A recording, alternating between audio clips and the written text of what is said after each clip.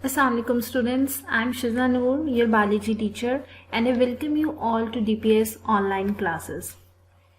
Dear students, today we are going to discuss about the topic classification, in which we will discuss about the aims and principles of classification. You have studied in the previous lecture about biodiversity, and now we are going to discuss about the classification of that biodiversity. The main contents that we are going to discuss is classification, aims of classification, and basis of classification. The major learning objectives of today's lecture are that by the end of this lesson, you all will be able to explain that why classification is necessary. You will be able to define the biological classification, and you will also be able to describe the aims and basis of classification. So let's start our topic, that is classification. So students, in the previous lecture you have discussed about biodiversity, which means a number of living organisms are found on Earth.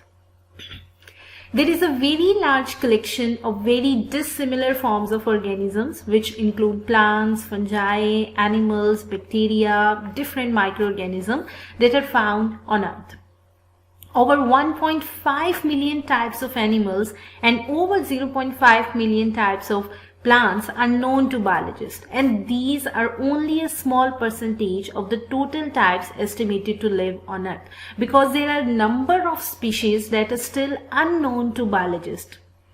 They range in complexity from very small and simple, as you can see bacteria, it is the most smallest and simplest form of organism, to very large and complex like human beings, different other higher animals.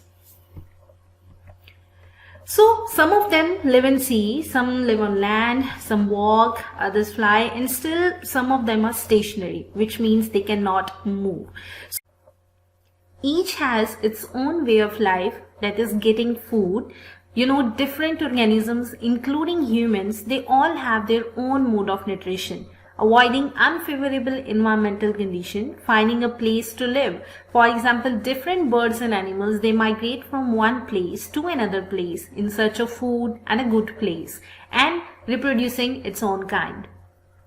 When there are so many diverse kind of organisms, starting from smaller to higher organisms living at different areas, like some of them are aquatic, some live on land, some are living in deserts, so it becomes very difficult to learn about the characteristics of each of them. And to do so, biologists have organized biological classification.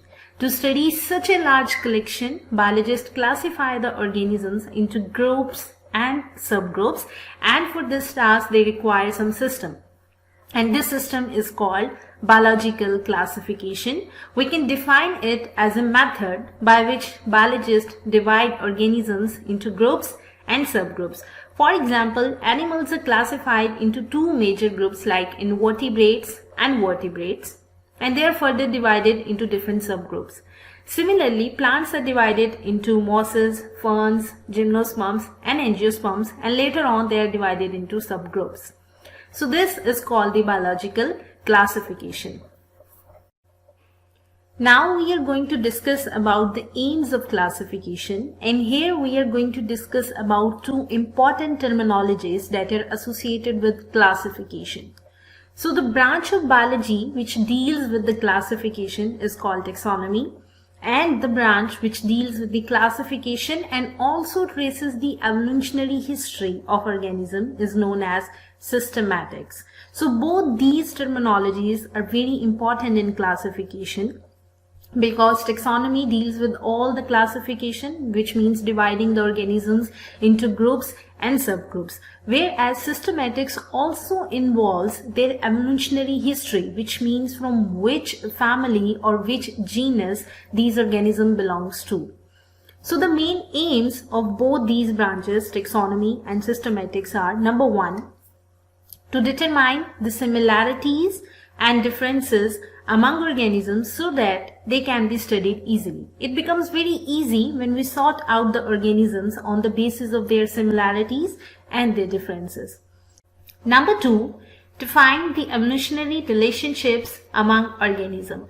What is this evolutionary relationship? These are the patterns of descent of organisms, which means an organism belongs to which family and how it is originated. Just like your family tree, an evolutionary tree indicates which ancestors gave rise to which descendants. Here you can see the evolutionary tree of plants, in which you can see angiosperms, gymnosperms, monocots, dicots, which are the major groups of plants, and they all give rise to other subgroups. So this is all about the aims of classification. Now we are going to discuss about the basis of classification. Classification is based on relationship among organisms, and such relationship is got through similarities in their characteristics. So it is very common that we can easily sort out the organisms which will have some common similarities. These similarities suggest that all organisms are related to one another at some point in their evolutionary history. For example, if we talk about the humans, they are all animals, which means they all have some same common evolutionary history. However, some organisms are more closely related than others. For example, sparrows are more closely related to pigeons than to insects. For example, if we talk about the birds like crow, pigeon, ostrich, kiwi, sparrow, owl, different birds, they all have common characteristics like they can fly, they have feathers, and these characteristics do not match to insects. It means that the former two, which means sparrow and pigeons, they have common evolutionary history. So we can place both these animals in one group.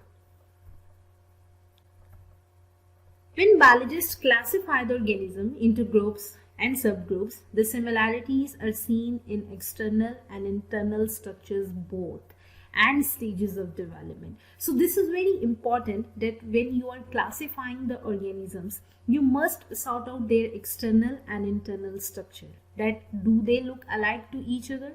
And also their stages of development, how they originated and into which adult they are developed. Modern genetics provides another type of information to taxonomists. You have studied about genetics in your previous class, in which we have studied about the pattern of inheritance. So the similarities and differences in the DNA of the two studied organisms which you are going to classify, you must study the DNA of both these organisms. And once you have sorted out the similarities and differences on the basis of their DNA, they can be used for getting the idea about similarities and differences in their structures and functions also. Now this is very important. By just using a piece of DNA of two different organisms, you can easily get the information about their structure, their function, their origination, their evolution. Each and everything can be modified with the help of genetics, with the help of DNA. So students, this was all about the basis of classification. So students, now we are going to overview our lecture. Of the living world means the arrangement of living things into different groups and subgroups. Then we have studied about the two important terms that are related to classification, taxonomy and systematics. And both these terms are very important in determining the similarities and differences among organisms, and they are also very important to find the evolutionary relationship among organisms. Then we have studied about the basis of classification, in which biologists classify the organisms into groups and subgroups on the basis of their genetics. The genetics provide very important information about their similarities and differences. If we are studying about the two different organisms and we study their DNA, we can easily figure out the similarities and differences in their structures and functions. Students, now we are going to solve some multiple choice questions related to this topic. Number 1, which of the following deals with the classification of organisms? Taxonomy, entomology, anatomy, or botany? The correct answer is taxonomy. Number 2, over dash types of plants are known to biologists?